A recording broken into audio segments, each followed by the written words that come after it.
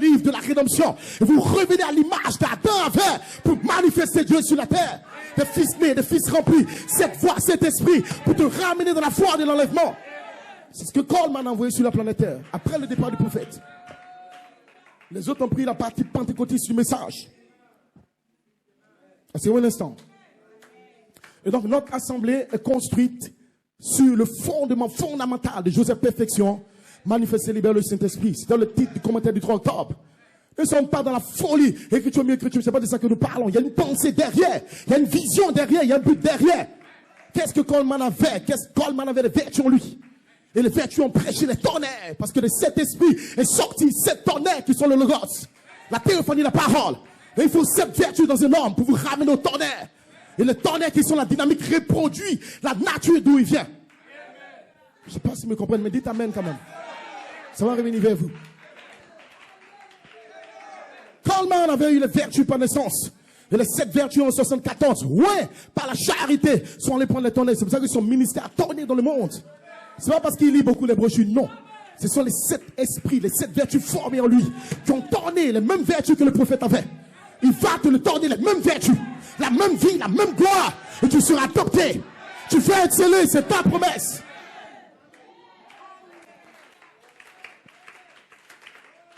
C'est un instant.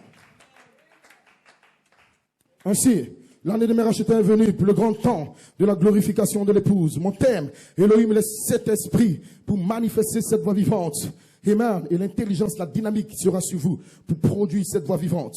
Amen. Et donc l'apôtre de Dieu est sorti avec cette vertu. Il a pris la voix de cette tonnerre en 74. Il a ramené comme une semence, 81, le 20 septembre. Et Elohim lui a dit, la révélation de cette tonnerre est une révélation qui produit le miraculeux. La dynamique sera Elohim, cet esprit, comme étant la pensée, la nature, l'être surnaturel de votre nom, exprimé comme une semence parle dans la théophanie logos. C'est qui est la véritable sémence qui est prêchée et qui doit être prêchée pour relâcher la vie de la sémence. C'est qui est la vie originelle de la Pentecôte pour revenir à l'image de Jésus-Christ. En dehors de cela, c'est du bétail des intellectuels. Vous dites amen. Et donc le livre, la révélation, le petit livre de vie est confié à un homme. Quand il arrive dans son endroit de maturité, Dieu le place comme Adam, Dieu le place comme Branham. Sors, ouvre les 7 sceaux et appelle des noms. Donc votre nom dans la parole de Dieu sont cachés dans les mystères. Et cela est caché dans un ministère. Voilà pourquoi. Étant monté, il a fait des dons aux hommes. Prophète, apôtre, évangélique, docteur. Pourquoi? Pour le perfectionnement des saints et l'introduction de la vertu. Et 7 vertus sont dans un homme. Frère Coleman l'avait.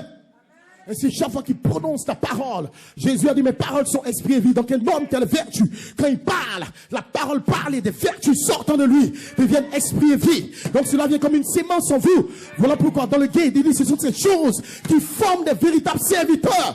Aucun homme ne peut servir Dieu sans les vertus. Sinon il va embrouiller les gens.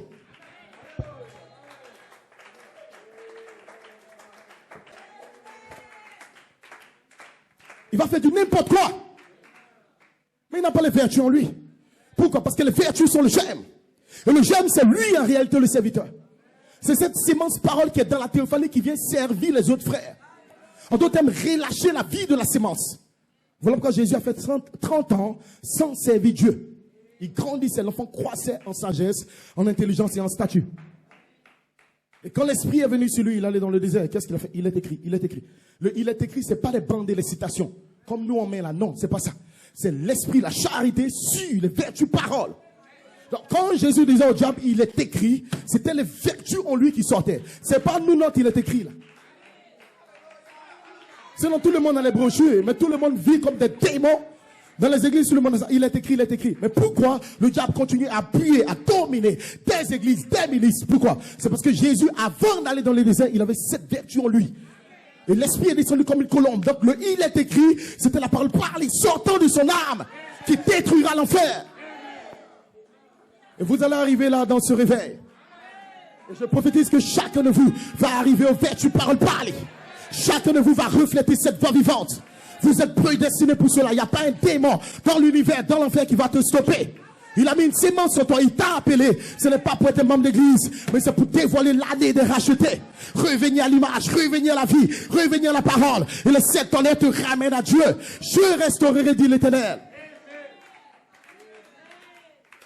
Combien le croient? Amen. À ce bon instant. Que le nom du Seigneur soit béni. Amen. Le troisième plus l'ouverture de la parole. Écoutez l'apôtre de Dieu. Il dit maintenant, le grand arc-en-ciel, ce grand arc-en-ciel est devenu une théophanie et ce sera alors le commencement. Il s'est matérialisé là. Et nous sommes de retour au commencement. Donc vous étiez sa pensée. Il vous a parlé comme une semence parole dans la théophanie de la parole. C'est qui est le livre de la rédemption de l'agneau. La parole est là et vous êtes la parole. Glory to God. Oh my God. Vous dites amen. Le livre de la rédemption de l'agneau, c'est vous en tant que parole parlée. Donc depuis 63, le livre est descendu. Le petit livre dans la main de l'ange. Un pied sur la mer, un pied sur la terre. Il a rougi comme un lion. Et les 7 tonnerres sont les 7 voix des 7 âges qui reflètent les 7 esprits en vous. Pour revenir à l'image qu'Adam avait. C'est la voix des tonnerres qui vient vers vous. Et vous êtes bénis en Côte d'Ivoire. Que Dieu t'a aimé, que Dieu t'a choisi. Et que la voix des tonnerres sera en toi. Amen. À ce bon instant, donc vous êtes les paroles du livre, amen, exprimées en 3 phases, revenant au temps de la vie pour que Christ se manifeste depuis le livre. En d'autres termes, les promesses du livre de la rédemption sont le pays promis, l'adoption, la perfection sont une sémence que vous entendez présentement. Amen. Et cela vous ramène à la déité, à la puissance, à l'autorité, pour marcher comme les fils adoptés, parler comme les fils adoptés. Pour revenir à l'image de Jésus-Christ, cette voix en vous, ça sera Michael, la voix là quand je loue ou ayant votre cœur. Vous allez manifester Christ. Vous n'allez pas comprendre comment ça se fait, amen. Mais les vertus, paroles, voix seront dans votre cœur. Christ va les oindre. Et ça ne sera plus vous, mais Jésus en vous, manifestant sa propre vie. Vous êtes simplement des vases qu'il a choisis pour refléter Jésus-Christ. Vous dites amen. Bénir le peuple, ainsi, l'inspiration de la convention. Je vous donne maintenant, bénir le peuple qui connaît le son de la trompette. Voilà pourquoi je l'ai mis ici. La manifestation des cris, les pensées et la charité, l'esprit, la parole et l'esprit ensemble. Écoutez bien, je vais maintenant relier 1 Thessaloniciens 56 au cri, la voix, la trompette. Sans cela, personne ne va dans l'enlèvement. Jésus revient en 3 choses qu'il fait et cela te prend dans l'enlèvement. Et ce matin, tu iras dans l'enlèvement. Glorifié en lui. Écoutez, numéro 1, le cri, cette tonnerre, le mystère caché. Dans William Branham, qu'est-ce que c'est? Cela représente votre âme. Votre âme, c'est votre nature éternelle. Donc, votre nature véritable est venue par le cri. Ce sont des anges qui ont envoyé les 7 sceaux. L'âme que tu as présentement, ce n'est pas ta vraie âme. C'est pour ça qu'elle est pécheresse. Donc, ne condamnez pas quelqu'un qui fait des erreurs, qui vit mal. Son âme n'est pas encore venue. Ton âme n'est pas encore venue à toi. Tu vas vivre comme un démon. Le jour que ta véritable âme qui sort du cri, ta véritable nature, revient à toi sous la forme d'un message de tonnerre, tu nais automatiquement. Et l'âme contrôle l'esprit et l'esprit contrôle le corps. Donc jusqu'à ce que le cri revienne vers toi avec la plénitude de l'ouverture de la parole et la dynamique des anges, tu ne peux pas naître. Ton âme n'est pas encore venue.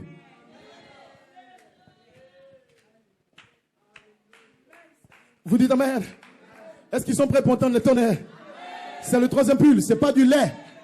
C'est de la manne cachée. Le blé du pays. Vous dites amen. Asseyez un instant, écoutez. Représente votre âme, parce que quoi? Il y a une semence en votre âme. Numéro 2, la voix de l'archange représente votre esprit. Amen. Je vous dis, le 7e sceau, si vous voulez comprendre, c'est un sceau de réclamation. Qu'est-ce qu'il fait? Il réclame quoi? Votre âme.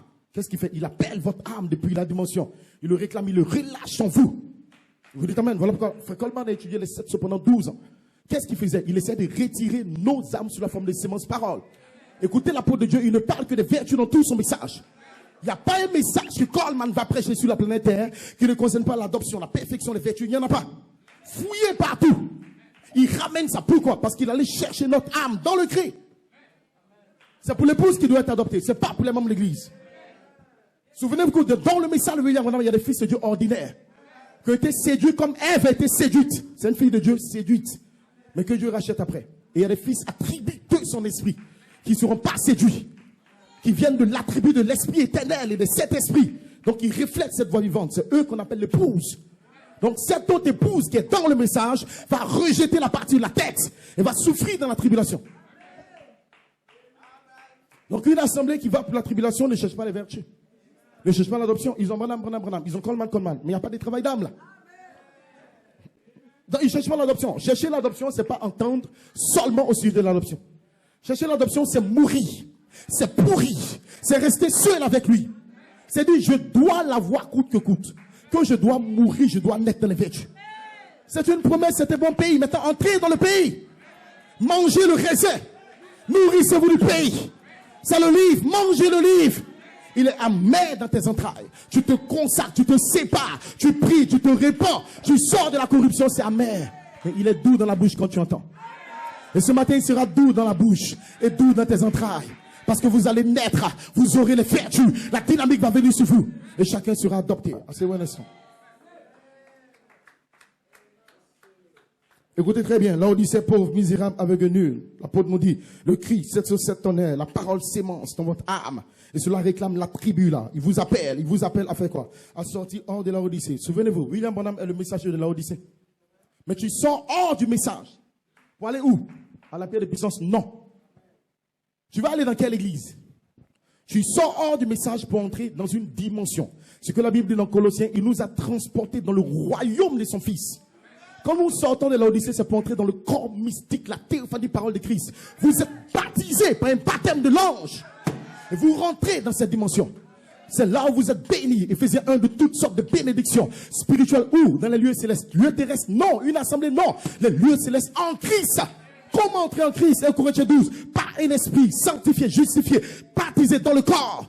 Vous êtes en Christ. Et là, vous commencez maintenant à vous nourrir parole sur parole. Les 7 vitamines vertus entrent dans la sémence parole qui est née. Le bébé esprit réclame les vitamines depuis la grande fontaine. Vous ajoutez chaque vertu parole au bébé esprit. Et vous croissez dans la statue de l'homme parfait.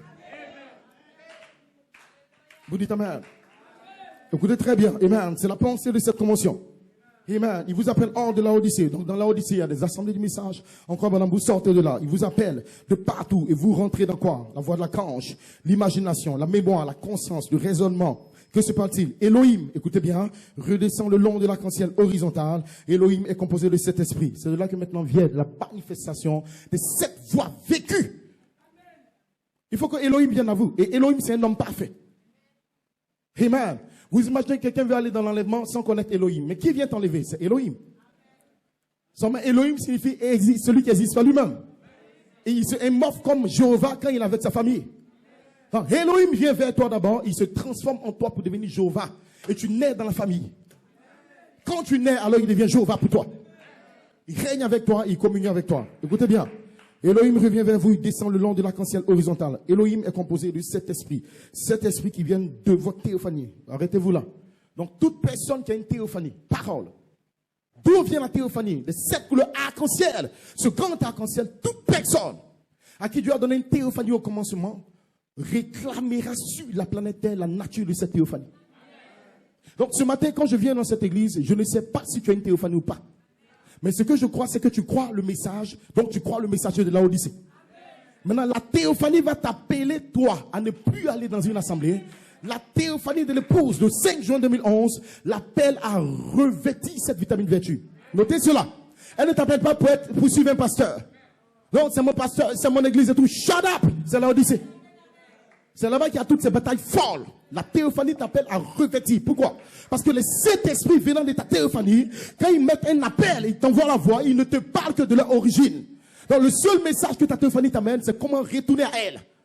Comment? Par cette marche.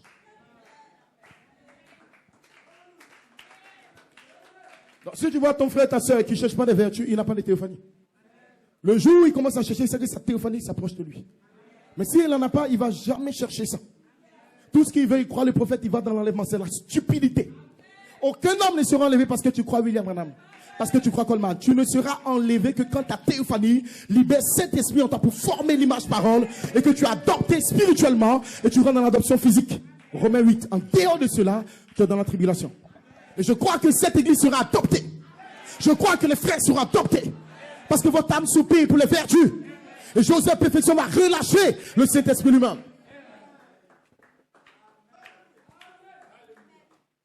Asseyez-vous un instant. Mais qu'est-ce que tu fais, pasteur? Je mets une sémence pour votre adoption.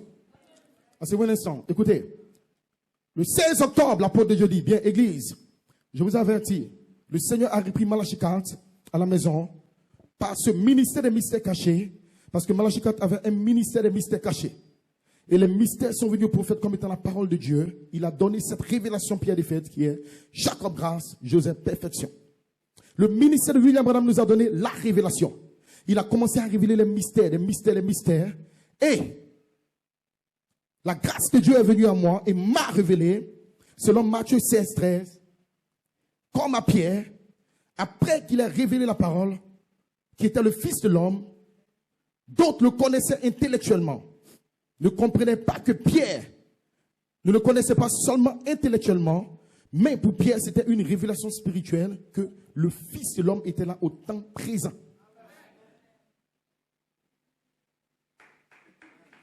Cette révélation est venue du ciel. Le Père lui a révélé cela.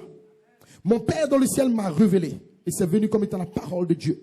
Il m'a révélé toutes ces révélations. Selon Apocalypse 18:4, je fais un écho. Vous dites Amen. Donc, Église, comprenez-vous ce qui s'est passé. Et pourquoi Dieu veut que cette bande soit passée. Parce que c'est une affaire individuelle. Donc, en 2011, ça serait une affaire individuelle. Écoutez bien. Aujourd'hui, vous allez vraiment voir que c'est une affaire individuelle. Vous allez posséder votre héritage individuel dans la terre promise. Amen. Parce que personne d'autre ne peut vous aider. Vous n'allez pas le faire avec toute l'église. Ça, c'est le 16 octobre 2011. Ce commentaire que vous voyez m'a gardé pendant près de 2011, 11 années. Ce commentaire-ci.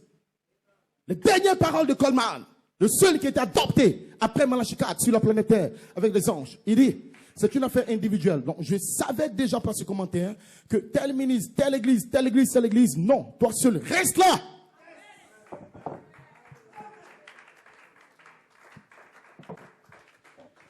Vous serez dans votre foyer. Vous serez quelque part au travail. En tant qu'individu, quand tu recherches la pyramide ou le pays promis, tu ne t'occupes de personne. Tu n'es influencé par personne. Les erreurs de quelqu'un, la vie de quelqu'un, les fautes de quelqu'un ne t'influencent pas. Tu ne viens pas à l'église parce que tout le monde vient à l'église. Tu ne lis pas les brochures parce que tout le monde lit les brochures. Tu n'es pas en train de suivre un mouvement de tel qui croit ça, qui croit pas ça. Non! Une affaire individuelle, je vais posséder mon héritage. Peu importe les géants, peu importe les anakim, je peux avoir cette montagne.